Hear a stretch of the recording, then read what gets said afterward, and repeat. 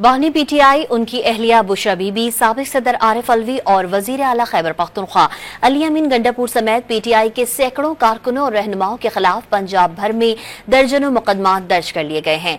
इस्लामाबाद में एहतजाज के दौरान सहाफियों का रूप धारने पर पीटीआई के यूट्यूबर्स और सोशल मीडिया एक्टिविस्ट को भी गिरफ्तार करने का फैसला कर लिया गया है।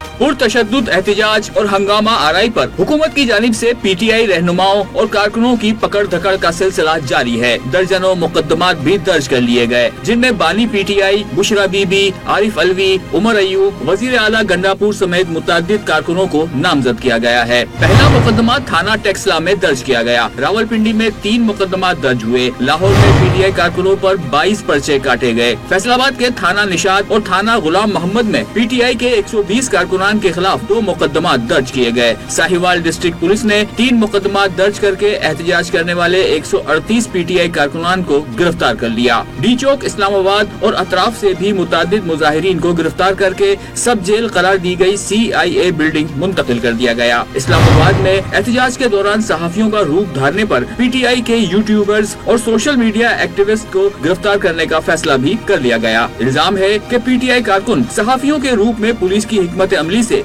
लीडरशिप को आगाह कर रहे थे।